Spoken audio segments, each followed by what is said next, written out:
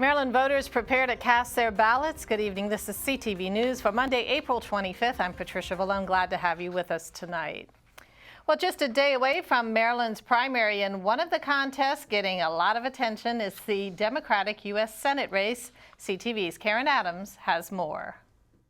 It's a tight race in the Democratic Senate primary here in the state, and the candidates spent this last day shaking hands with Marylanders in a final push to get out the vote. I love you. Oh, yeah. I love you too. Representative Chris Van Hollen greeted people enjoying lunch here at Belvedere Square in Baltimore on this day before the state's primary. We're out here talking to voters and talking to people throughout the state about how we can work together. His opponent, Representative Donna Edwards, also out and about in the critical battleground of Baltimore. She spoke with CTV earlier about why she should be elected to the seat being vacated by senior Senator Barbara Mikulski. I've never been an obstructionist. I do believe in getting things done. Van Hollen standing by his record as congressman.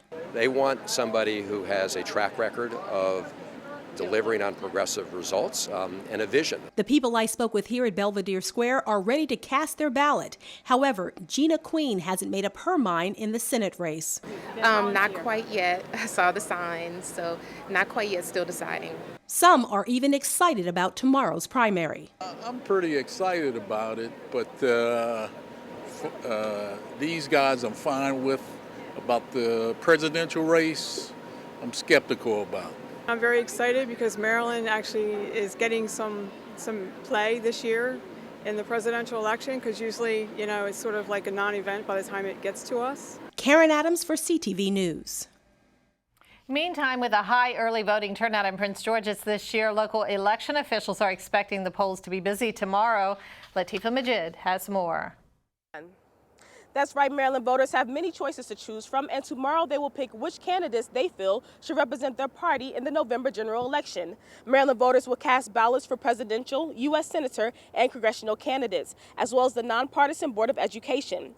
Now, if you have a problem voting tomorrow and it's showing up in the system that you are not registered, the Board of Elections says that you can still vote. You just have to fill out a provisional ballot form, and they will investigate to make sure that you are registered before they actually count your vote. In Largo, I'm Latifah Majid, CTV News. And polls will open tomorrow at 7 a.m. and close at 8 p.m. Well, a tweet about a possible meteorite sparking a fire in Bowie brings curious residents to the scene. Early this morning, the Bowie Volunteer Fire Department tweeted that a large brush fire at White Marsh Park on Sunday evening was possibly the result of a meteorite. Hours later, however, officials backtracked, saying the cause was undetermined. Nevertheless, these residents came out to see for themselves. Found this So what have you found? A little bit of magnetic rock from the big lump in the middle. Really? Where'd you find that? Just weighed the magnet around it to see if anything stuck, and this piece stuck to it. You know that meteors commonly are magnetic, so not certain, completely certain it's not iron ore, but since it sticks to the magnet, it could be a meteor.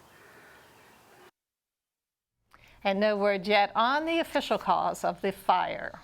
Well, Governor Larry Hogan orders state flags lowered to half-staff in honor of an Air Force soldier from Glen Burnie who died in the line of duty. On April 15th, 22-year-old Nathaniel McDavid died at a hospital in Jordan after suffering injuries when a building that he was working in collapsed from extreme winds. McDavid was serving in the Middle East as part of a fight against the Islamic State group. Flags will return to full staff at sunset this evening. And you are watching CTV News. I'm Patricia Vallone.